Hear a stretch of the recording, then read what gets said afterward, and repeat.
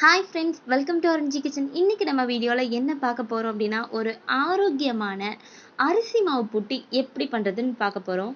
இந்த அரிசி மாவு புட்டு பண்ணுறதுக்கு ஃபஸ்ட்டு ஒரு பேன் எடுத்துக்கோங்க. அதில் அரிசி மாவு எவ்வளோ தேவையோ அந்த அளவுக்கு நம்ம எடுத்துக்கலாம். நான் ஒரு 2 பேர் சாப்பிட்ற அளவுக்கு எடுத்திருக்கேன். நான் பாருங்கள், அரிசி மாவு எடுத்தாச்சு. நான் கடையில் வாங்கின அரிசி மாவு தான் யூஸ் பண்ணியிருக்கேன், இடியாப்ப மாவு. அதில் தேவையான அளவு உப்பு சேர்த்துக்கலாம். இப்போ தண்ணி ஊற்றுறதுக்கு முன்னாடியே இந்த உப்பு நல்லா எல்லா இடத்துலையும் பிடிச்சி வர மாதிரி நல்லா கலந்து விட்டுக்குங்க. இந்த மாதிரி நல்லா கலந்து விட்டுக்கலாம். நான் வந்து 1 டம்ளர் தண்ணி எடுத்து கொஞ்சம் கொஞ்சமாக தெளிச்சிட்ருக்கேன். நீங்கள் உடனே எல்லா தண்ணியும் ஊற்றிடக்கூடாது. கொஞ்சம் கொஞ்சமாக தெளித்து நம்ம பிணைய ஆரம்பிச்சிடலாம். பாருங்கள், நல்லா உதிரி உதிரியாக வருதுன்னு சொல்லுவாங்கள்ல, அந்த பக்குவம் வர வரைக்கும் நம்ம இதை லைட்டாக தண்ணியை தெளித்து மட்டும் விடணும். தண்ணியை ஊற்றக்கூடாது. நல்லா தெளித்து விட்டு இந்த மாதிரி பிணைஞ்சிக்கிட்டே இருங்க. எல்லாமே வந்து அப்படியே நல்லா உதிரியாக கையில் ஒட்டாமல் சாதம் மாதிரி வருதுல்ல, அந்த பக்குவம் வந்ததுமே நீங்கள் வந்து தண்ணியை ஸ்டாப் பண்ணிக்கிங்க. ஏன்னா ஒவ்வொரு மாவு தண்ணி அதிகமாக இழுக்கும், ஒவ்வொரு மாவு தண்ணி கொஞ்சம் கம்மியாக இருக்கும். அதனால் எல்லாத்துக்கும் ஒரே அளவு சொல்ல முடியாது. நான் வந்து 1 டம்ளர் தண்ணி எடுத்து வச்சுட்டு நான் வந்து கொஞ்சம் கொஞ்சமாக ஊற்றி பிணைஞ்சிட்ருக்கேன். பாருங்கள், கொஞ்சம் கொஞ்சமாக ஊற்றி இந்த மாதிரி ஒட்டாமல் இருக்கணும். எனக்கு வந்து ஒரு 3/4 டம்ளர் அளவு தண்ணி வந்துச்சு. பாருங்கள், இந்த மாதிரி அழகாக ஒட்டாமல் இருக்குதா? இந்த அளவு நல்லா பிணைஞ்சு வச்சுட்டு ஒரு இட்லி பாத்திரம் எடுத்துக்கலாம். அதில் இந்த மாதிரி தூவி விடுங்க. எல்லா பக்கமும் நல்லா பரவலாக வச்சு விடுங்க எல்லா மாவையும்.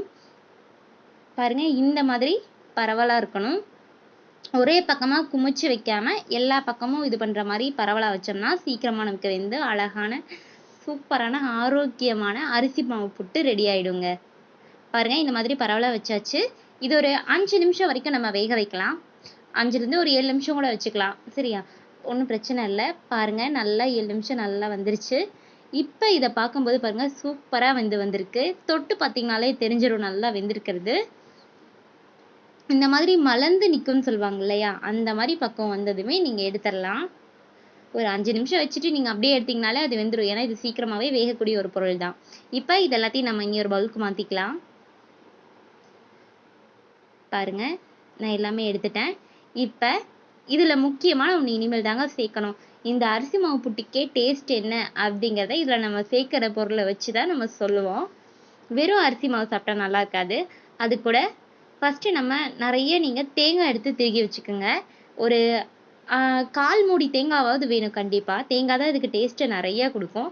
அதனால் தேங்காய் இதில் சேர்த்துக்கலாம். இந்த மாதிரி திருகி வச்சுருக்கேன் நான். இதை நான் இதில் சேர்த்துக்கிறேன். தேங்காய் சேர்த்தாச்சு. இப்போ இதை நம்ம நல்லா கலந்து விட்டுக்கலாம். பாருங்கள், இந்த தேங்காய் நிறையா இருக்கணும், அப்போ தான் நல்லாயிருக்கும் டேஸ்ட்டு. தேங்காய் ரொம்ப கம்மியாக போட்டிங்க அப்படின்னா டேஸ்ட்டே மாறி போயிடுங்க. இதில் நீங்கள் சர்க்கரை போட்டிங்க அப்படின்னா இன்னும் நல்லா டேஸ்ட்டாக இருக்கும். ஒரு ஸ்பூன் இல்லைனா 2 ஸ்பூன் கூட நீங்கள் சேர்த்துக்கலாம். உங்களுக்கு எவ்வளோ இனிப்பு வேணுமோ அந்த அளவு சேர்த்துக்குங்க. நான் வந்து இப்போ ஒரு 2 ஸ்பூன் அளவுக்கு சர்க்கரை சேர்த்துட்டேன். இப்போ இது ரெண்டையும் சேர்த்து நல்லா கலந்து விட்டுக்கலாம். இந்த சர்க்கரை, தேங்காய் பூ, அதுக்கப்புறம் இந்த அரிசி மாவு புட்டு இதெல்லாம் சேர்ந்து வரும்போது நமக்கு இன்னும் நல்லா டேஸ்ட்டை கொடுக்கும். புட்டுக்கு முக்கியமான ஒன்றே என்னென்னா நல்லெண்ணெய் தாங்க. இப்போ இதை நம்ம நல்லா கலந்து விட்டுடலாம். ஃபஸ்ட்டு நல்லா கலந்து விட்டுட்டு அதுக்கப்புறம் நல்லெண்ணெய் இதில் சேர்த்து அதையும் கொஞ்சம் கலந்து விட்டோம்னா இன்னும் நல்லா டேஸ்ட்டாக இருக்கும். பாருங்கள், நல்லெண்ணெய் நல்லா 1 ஸ்பூன் அளவுக்கு நீங்கள் எடுத்துக்கோங்க. ஒரு ஸ்பூன் சேர்த்திங்கன்னா கரெக்டாக இருக்கும்.